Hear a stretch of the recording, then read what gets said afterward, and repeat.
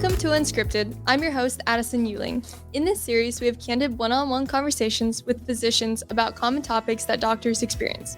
On today's show, we will be sitting down with Dr. Joe Sherman to talk about remembering your joy and the importance of boundaries in the medical field on this episode of Unscripted.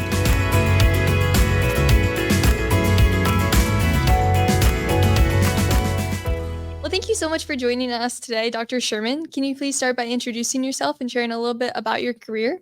Sure. Thanks very much for having me, Addie. I appreciate it. It's a pleasure being here. I am living here in Seattle, Washington. I am a pediatrician and physician coach and retreat facilitator, mostly for healthcare groups and individual physicians, residents, medical students, nurse practitioners, health professionals in general. This is a kind of a second career for me after being a pediatrician for about 35 years or so. And yeah. So how did you choose your specialty? Wow. Okay. So first was getting to medical school because that's something that takes a lot of effort. I know from my own experience, even though I did it in ancient history, and it's different than it is right now.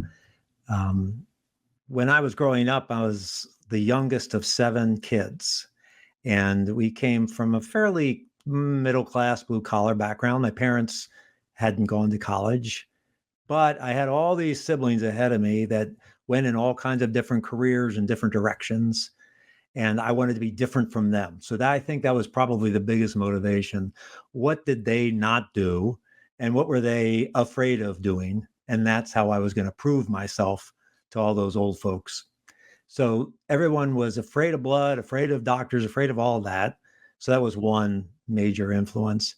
I think the other thing were just a few basic elements. I really enjoyed helping people. I know that kind of sounds a bit cliche, but even as a little kid, I gained a lot of satisfaction from athletic coaching or tutoring or just helping around the neighborhood and things like that. And I was pretty skilled at math and science and put those kind of things together and came up with a career in medicine, which sounded pretty good to me. And went to college, studied engineering, mostly because my parents wanted to make sure that if I didn't get to medical school, come up with something you can get a job. So that pleased them, but I had no intention of being an engineer. Yeah. So that's kind of what brought me to medical school. Pediatrics, I always love kids. I think that's what got me interested in medicine to begin with, was helping kids. I had one experience with a younger cousin when I was a teenager who had a condition called viral myocarditis, which is kind of a terrible, terrible thing that afflicts people who are often normal, healthy people. And this happened to him when he was 12 years old. And it was pretty severe. He ended up in heart failure in the hospital. And as a teenager, I was only a few years older than him. I went to visit him in the hospital and just sat with him, watched TV, and hung out with him. Mm-hmm. And I watched and observed everybody helping him and what they were doing. And that attracted me to that. And then in medical school, I was constantly looking for role models. Who can I be like? Because there are all these other people that was like, I never want to be like that person. That's not the kind of person I want to be. And so very often medical students are not only looking for something that interests them, but also people who they see, oh, I can see myself in that person. Yeah, for sure. And I happened to run into several pediatricians who I felt were different from other doctors that I had run into. And one in particular became kind of a mentor to me. And she really influenced me more than anything about going into pediatrics. So that's kind of the long answer of it. Yeah, that's amazing. That's incredible to have that heart for pediatrics and for kids and for serving. That's really cool. You kind of mentioned your training experience. How was that for you? What did you come away from training with? Wow. Well, I have to say a couple of events that occurred in my life that influenced me, impacted my choices quite a bit. Mm. While I was a senior in college, both of my parents died. Completely independent situations, independent of one another. Going through their illnesses and their deaths as a young person, only 20, 21 years old, Wow. I was exposed to kind of the good, the bad, and the ugly of healthcare, encountering doctors and hospitals and things like that with them. This was before I knew anything about medicine. So when I went into medical school, there was this almost this hypervigilance of observing people and wanting to be with patients, wanting to be present with patients in a way that my father's doctor was not with him, Yeah. but my mother's doctor was with her. And so as I went through training, I am a reflective person. I journal, and I was journaling even during medical school and residency. And so I really paid attention to what what drew me in, what I enjoyed, but also it was a lot of struggle in medical school. It's not only the long hours of studying first and then work in the hospital, but there's also the constant questioning of yourself. And this is what was happening to me, I would say, from the day I showed up, constantly looking around, comparing myself to other students. Am I as smart as them? Can I do as well as them? Um, so combining this reflective nature that I have, as well as the exposure to all these other brilliant people, because as you go along, it's kind of like pre-med and then college and getting into medical school and then succeeding in medical school. It just becomes less and less people that are you're surrounded around, more talented people.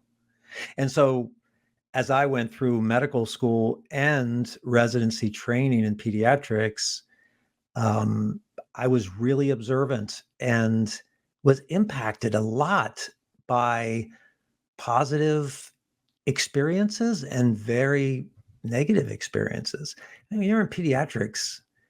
I think as a resident, as a pediatric resident, you probably see more kids die than you do in your entire rest of your career in pediatrics, unless you go into a very high risk kind of specialty.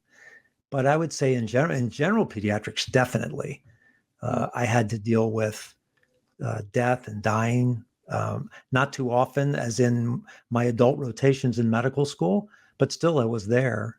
Mm-hmm. And I would say the most memorable experiences that I have from my training are when senior doctors, either attendings or residents, Mm-hmm. took the time to spend with me as an individual to actually get to know me, to be there with me if one of my patients had died or if something had gone wrong. Yeah. And I have to tell you, that's pretty rare. It doesn't happen enough Mm. in medical school, definitely not so much in residency. We have a culture that really likes to focus on what goes wrong in order to improve it, but we don't have a culture in general that focuses on what goes well. Yeah. And so that's something that I really thrived on during my training. And being able to pass that along when I became a senior resident or an attending later on, to be able to really pull people aside and say, I can see this quality in you. And I think it's something that you should cultivate and pay attention to. Yes, absolutely. Having that good influence and having being able to be that light to other people, is so important. And that massive impact that they probably still have. You probably still think of those stories and those times that they helped you and that helps you now in the career. So, and that hasn't just trickled down to you, but I'm sure you've done that to other people, right? And it's just this like effect that one person has, and it may not seem like a lot, but it really is, in the long term. But Yes, I would. Yeah, absolutely. I think I can remember, unfortunately, a very few times when an attending physician said something complimentary to me or encouraged me to pursue a path that I was passionate about. And that's something that I feel, like I say, is so countercultural, and it's something that we need a lot more of in medicine. Yeah, absolutely. And kind of going back to the being a pediatrician, right? And having those death of kids, that has to be so tough. And talking to other physicians, I can't even imagine. That has to be a major struggle. How did you deal with that in a positive way? Because that's really tough. I tell you, Addie, I can remember one of my first rotations as a pediatric resident. I was an intern my first year, and this is back 1985, so it's a while back. And there was this relatively new disease on the forefront. At the time, it was called AIDS, and it was thought to be caused by what was known then as the HTLV3 virus, later to be known as HIV. And we knew very, very little about it. In medical school, we had a 1 hour lecture on this disease. That's all that was known. That was Well, it.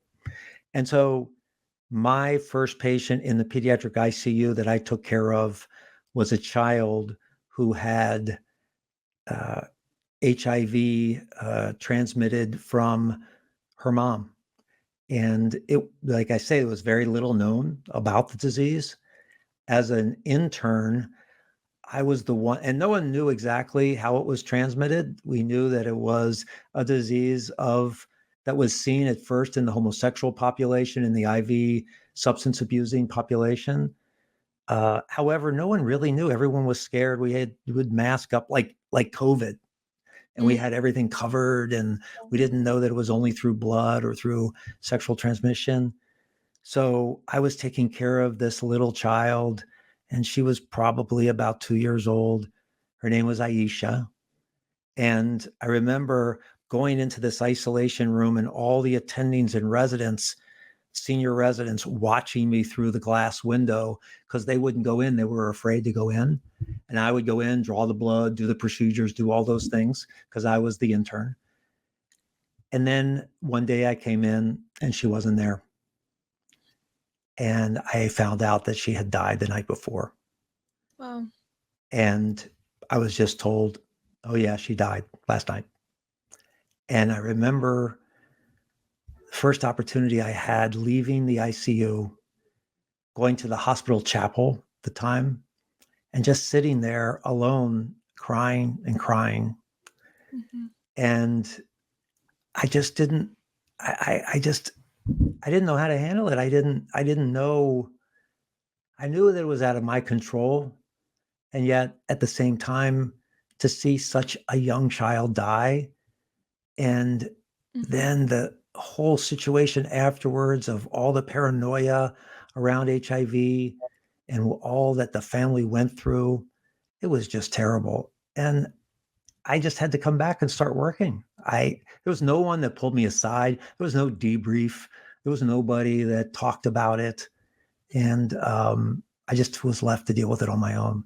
Wow. Um, and so that was a real shock and a challenge for me from the beginning. Yeah. At the same time, it taught me a lesson. It taught me a lesson about how important it is to process these experiences, and how important it is to, especially the people in the hierarchy of medicine who have the least amount of power.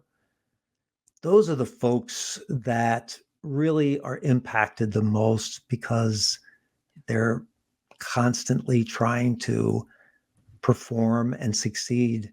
And people who are more senior, like me, really need to take the time to have people create the space and the opportunities to process some of the joys, challenges, and tragedies that occur. Absolutely.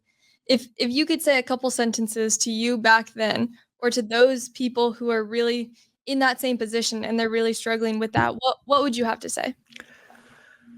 I would probably say, Joe, I know that losing a patient is really, really hard. It's happened to me. And it's something that impacts people differently. And I just want you to know that um, I'm here to listen, to hear how this is impacting you. Mhm. This is how it's impacted me. I'm feeling a little scared, a little disappointed, a little guilty maybe. Maybe I could have done something differently. I'm curious how you're feeling and want you to know that I really appreciate all the hard work that you've done and all the loving care that you've put into taking care of Aisha. And I just want you to know that even as you think about this, it might stay with you and hit you at different times. Here's my phone number. Get in touch with me. Whatever you'd like to do to kind of talk about this, I'm here. Yeah, absolutely. A couple episodes ago, we talked about mentorship and how important it is to have a mentor, especially in this is a perfect example of that, but also having those people who also work with you, who are higher up and who are above you, the senior residents, any attendings, being able to ask that and to be there for those people. And so even if you're in residency now, you can still be that light to fellow residents, to anyone. You don't have to always have that position, but instead just have that compassion toward what people are going through and really showing them that you hear them and that they are felt and heard. Do you feel like Absolutely. Yeah. Thank Yeah, do you feel like boundaries play any role in this kinda? Boundaries play a role in everything. Yeah, yeah, for sure. um, I would say that early in my career, I would say for most of my career, I was not very good at boundary setting. Mm, Um, I went through all of medical school and residency as a single person, so I didn't have often with my coaching clients, I talk about external guardrails and internal guardrails. mm, And external guardrails are those things that are obligations and priorities that you have in your life that that you don't necessarily create, but are created externally. Like if you're married, you have kids, if you have obligations, if you have jobs, if you have other things that you have responsibilities and you have to be there, or if you have your own physical limitations that prevent you from being able to spend hours and hours in the hospital or work so hard. These are things that I mean, you have no choice, but those are there. yeah, And then internal guardrails are those boundaries, those limitations that you set up for yourself. For example, if someone is in practice and is in an outpatient setting, they may set an internal guardrail to say, I will not stay here. I will leave the clinic before 6 p.m. or I will not show up until this time, or I will have all my charts completed within this time. These are things that you set up for yourself. And there can be all kinds of things. When I'm not in the hospital, I will not, look on the electronic health record at home, or I won't do this. There are things that you set up yourself in order to give your brain and your psyche a little space, a little rest, allow your adrenal glands to kind of chill out a little bit and the cortisol level to decrease so that you can survive and thrive and enjoy and pay attention to those parts of medicine that are really fulfilling, rewarding, joyful. yeah, absolutely. It kinda boundaries are something that really helps with to prevent burnout or have healthy work-life balance. All of these things go hand in hand, I feel like. We were just talking to Dr. Chasm on our last episode about self-care and how self-care is not selfish. Actually, when you take care of yourself, you're able to better serve those around you. So I think that kind of ties into what we're talking about here. Do you have any ideas or thoughts on that? I have lots of thoughts and ideas on that. There is no doubt in my own, I can just think about my own experience, and I deal with burnout all the time with my clients, and it seems to be it. I never even remember the word in residency early in practice, I don't remember that word. However, I do very well remember working with people who always appeared resentful, grouchy, irritable, or people that also that I was working with who were just kind of mailing it in, going through the motions, not really having their heart in it. Um, and I remember myself being in those situations. And I think it's important to understand that there are times during the course of a day, during the course of a week, where you're just trying to catch up, you're just trying to get your work done. And in those moments, you may not be fully present and at your best, and that's okay. And then there are other times where I really feel I'm drawn in. And those are those moments that I pay attention to. Is a comment that a parent makes, something that perhaps a nonverbal form of communication, that they're really worried or stressed about something.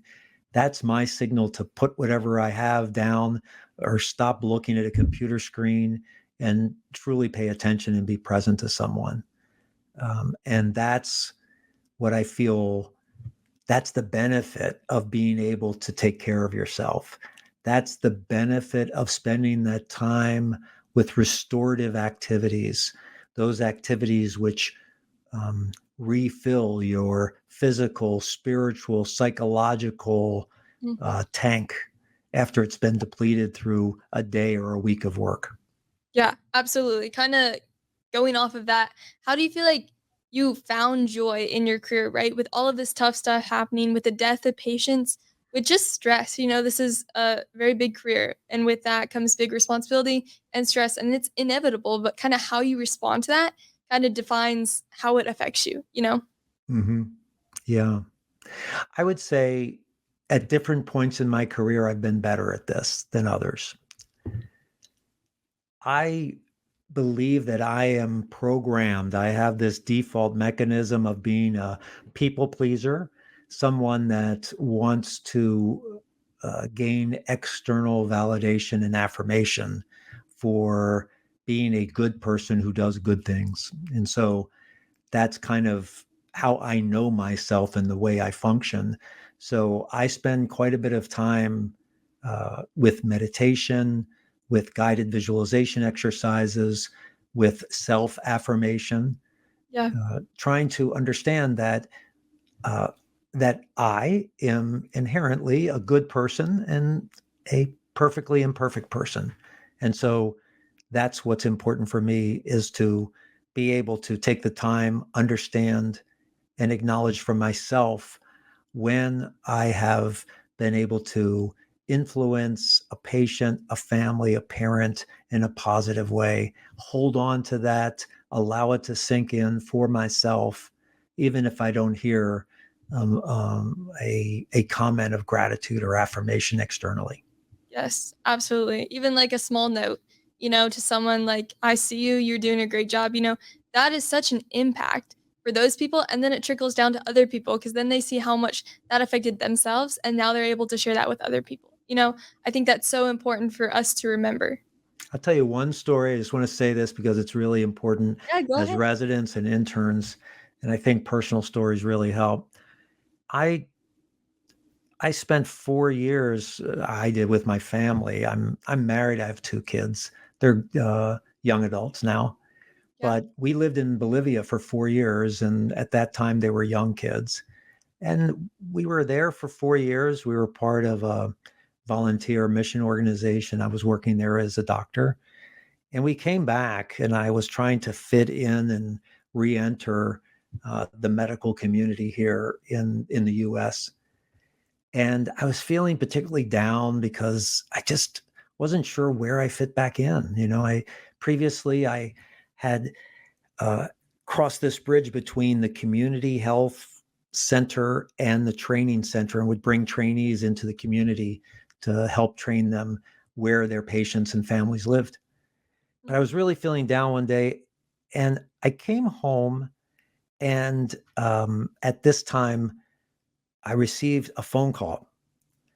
And on the other line was someone that said, "Hello, is this Dr. Sherman, Dr. Joseph Sherman, that the same Dr. Sherman from the Medical College of Virginia, Virginia Commonwealth University. That's where I trained. And I was at first hesitant because I thought, uh-oh, am I in trouble? And I said, yes, that's who I am. And this woman said, I wanted to call to get your address. You may not remember me, but way back about this time, it was probably 20, 25 years ago, you were an intern in the neonatal intensive care unit taking care of my premature newborn baby. All through my pregnancy, I was addicted to heroin. And I was feeling so guilty about my child being born and addicted and having to withdraw from opioids. And you came in as that young intern into my room, and I was crying. And you sat with me and you asked what was going on. And I told you what was happening to me. And I was so worried about my baby. And you looked at me and you said, you know, your baby is going to be okay. We're taking care of him. He's doing okay. He's stable. And it's really important for you to take care of yourself because you're a good mom. And now you've been, during this time, you're in recovery. And we'll take care of your baby. And she said, I just wanted to get your address so I could send you a thank you note now and to send you a photo of him now because he's graduating from college. Wow. And I kind of tear up a little bit, but you know, a couple of weeks later, I got this card and this photo of this huge guy graduated in his graduation outfit and that he's a wrestler and all these other things. And so you never know. You never know what comment you're going to make, what influence you're going to make, and the impact that that has on someone that you'll hear again, 20 some years later. Yeah, what a small comment or what a small action can produce. It's truly incredible. That's super awesome. Do you have anything that you want the audience to take away from this episode? If you can just say a couple things, what would they be? I would say if you are a resident early in your career, this is the time to pay attention to who you are. And when I say who you are, that means before you ever entered medical school, before you ever got interested, what are those qualities about you that are true in whatever setting you're in, whether it's in the hospital, outside the hospital, interacting with friends, having fun? What are those things about you that make you unique? What are those things about you that you appreciate about yourself? Pay attention to those things, because what's going to happen is that you will be told by so many other people the way you should be, the way you should act, what you should be doing with your life, how you should take care of patients, how you should behave in front of your colleagues. But hold on to what that is essential of who you are, and establish some practice, whether it be journaling, whether it be having a coach or a friend, a mentor, or whoever, who is going to constantly bring you back to that element of who you are and why you do what you do, because it's going to be challenged over and over and over again. Yes. Remembering your purpose and not letting your career or your success define who you are and what your purpose is. That's incredible. That's such a great reminder for everyone, Awesome. Well, thank you so much for joining us today, Dr. Sherman, and it was great to hear all of your past wisdom and your great stories. Thanks so much for having me, Addie. I appreciate it. Yeah.